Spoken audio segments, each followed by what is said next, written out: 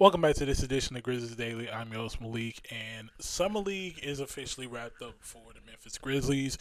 The last game was last night when they played the Hawks. They lost 92 to 88. It was a pretty interesting game towards the end. We saw some flashy plays from Cam Spencer, um, Jemiah Meshack, just a few names. Gigi Jackson, of course. A few names just to list off, but pretty interesting game. Would have loved to see the Grizzlies come pick up the win. Obviously, the game really didn't have any implications for the Grizzlies. At least I know the Hawks. Had they won the game, they would have had a chance to make the Summer League playoffs, but they fall just short of the top four. If you didn't know, Summer League is it's a 4 team format. It used to be 18, but it's a 4 team format now. So the top four teams basically compete in the playoffs. So the Grizzlies obviously aren't in it. They finished 1-3 in Vegas. Just wanted to list off a few notes from Summer League overall that I've noticed. Like I said, it's pretty much over for the Grizzlies. They aren't in the playoffs, so Vegas is over, and we are back to square one when it comes to Grizzlies basketball. So some of the standouts that I want to shout out is Javon Small. He played in his only game in Vegas, and he put up a pretty respectable stat line. He had a very good first quarter to start things out. So looking at it right here, he finished with 17 points, 5 rebounds, 5 assists. Shot 5 for 12 from the field, but shot 3 of 7 from three, and went 4 or 5 from the free throw line. He did all of this in, I'm looking at it, 24 minutes, 25 minutes. So yeah, pretty productive game for Javon Small. He looked really comfortable on the court, which is something that was a big discussion going in, especially since it was discovered last second that Jalen Wells was kept out of it. So, yeah, I mean, I like this flow of the game. I liked what he did. He kept the ball on the string essentially because I'm looking right here. He only had one turnover, so shout out to him. Defensively, I didn't really see I didn't really see too many things that were wrong. I may have missed over a lot, but I didn't really see too much wrong with him. So shout out to Javon Small. Really think he might turn out to be a good pickup for the Grizzlies after all. Cannon Spencer was another player, 16 points, 4 threes. Overall, around the court, didn't really shoot the greatest, but he kind of found his rhythm later in the game. I believe he knocked down 2 threes in the fourth, maybe three. I'm not sure, but he found his rhythm later in the game, and it came at a good time. Obviously, he would have hoped it led to a win, but it came at a good time. So shout out to him, and obviously Gigi Jackson on the court, 13 points. Didn't shoot great. He shot 5 of 11, over three from three, and then some other things on the court: 2 blocks, 4 rebounds, no turnovers, which is a good sign. Overall for the Grizzlies, they actually did pretty good this game when it came to turnovers. It was only 5 committed as a team. The only thing really with that game is Jemiah Meshack, and I know I keep bringing his name up, but I really do think he's a great fit for the team. He he's he's a hustle player, and you don't come across those often. So he's a hustle player. He stood out to me. He stood out to a lot of people actually. I think this was an opportunity for the people to see what he brings, and it was a good showing. It was a very good showing from him, and obviously I hope to see more of it. No telling where he's going to be at. So yeah, but those are just some of the standouts that I saw personally. Some of the other names: Tyler Burton, very good. Phlandrous Fleming Jr. did pretty good this summer league. Um, yeah, I mean, I really don't have many problems with how the summer league went, and I know a lot of people are going to think otherwise. But at the end of the day, you have to remember it is summer league. This is not the final roster. This is not even a percentage of the final roster.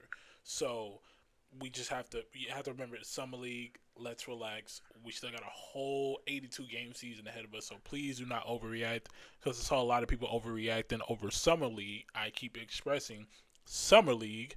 So yeah, I mean, I'm satisfied with what I saw. I saw the players that are gonna be key impacts to the team, and saw what they do. Obviously, Cedric Howard, a big name that we wish we saw, but I had no complaints. I really don't. I really don't have many at all. Honestly, wish I saw more for the front court, but not really complaining at all. But something during the game that really sparked my interest, and I remember one of the commentators saying it was that Gigi Jackson has high potential, and he has very good potential to be the third scorer, the third option on this team, and it had me thinking, where does Gigi fit on the team? And so, in my evaluation of Gigi over the course of a year, including summer league, he knows how to find his shot, but I feel like he forces his shot too much. I mean, I'm just being honest. There's times where GG, the three ball is not falling. Granted, it's open, but it just isn't falling. So that's a little bit of a concern for me with GG. That's always been a bit of concern for me when it comes to him. Really just hoping that GG kind of finds it within himself to be like, hey, it's not falling, so let me, scoot up a little bit closer or find a closer shot. He's more comfortable taking it to the paint, which is always a good sign. That's something that Coach Izolo has emphasized that he wants to see GG do more of. He's allowing GG to do it more. Um, yeah, so I really think GG will find his place on the team. As far as the starting role, that's going to be tough unless somebody doesn't play as good, or do we really just decide that Gigi Jackson is better in the starting lineup than off the bench?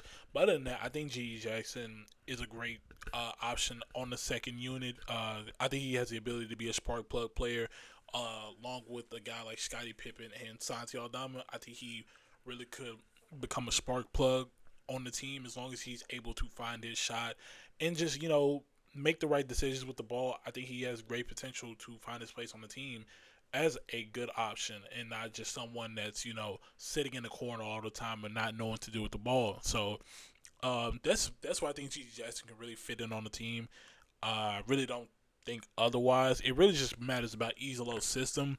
And obviously, once we see more players and more games with the whole team, we'll get it more. Obviously, health being one of the main factors in seeing all of that. So we really just have to keep all that in mind. Other than that, I really think Gigi Jackson can find his role on the team compared to other guys in the past that we thought the same thing for. So I'm really keeping my hopes high for Gigi.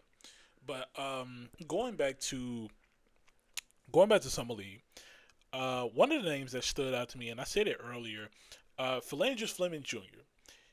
He had a very very good summer league. He had a very he it was a very quiet summer league, but he had a very good summer league. If you don't know, Fleming went to Florida.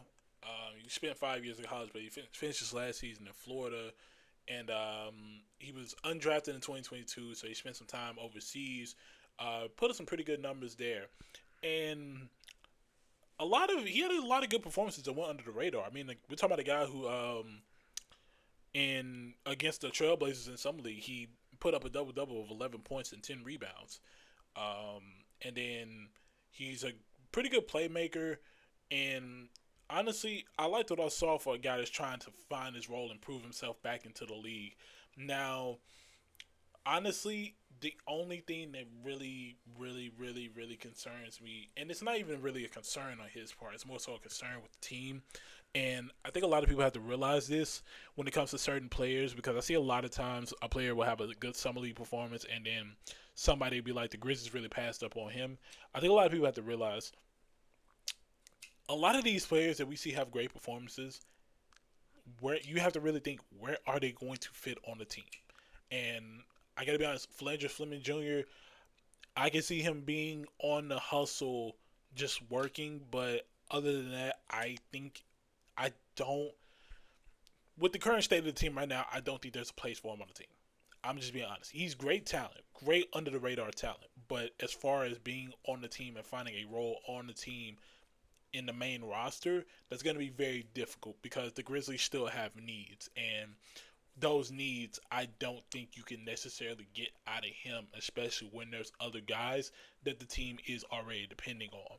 But that's just the name that I felt like went under people's radars, and I'm willing to bring his name back up because he did very, very good in summer league, and he deserves the recognition, and he deserves to honestly get the opportunity to play for a team. Genuinely, now it'll more likely be a rebuilding team if he wants the consistent minutes, but I'm throwing it out here. He's a name to watch out for because he brings a lot of intangibles to the game that I know a lot of good teams or a lot of rebuilding teams could really not necessarily build upon, but they could definitely use it in the near future. So keep an eye on that name. He might be something in the future, and if he is, you know where you heard it from right here.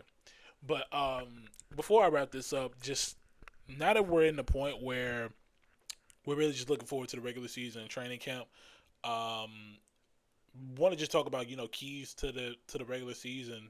Just things that I think if the as long as the Grizzlies are able to do, it's a different ball game as far as being a contender.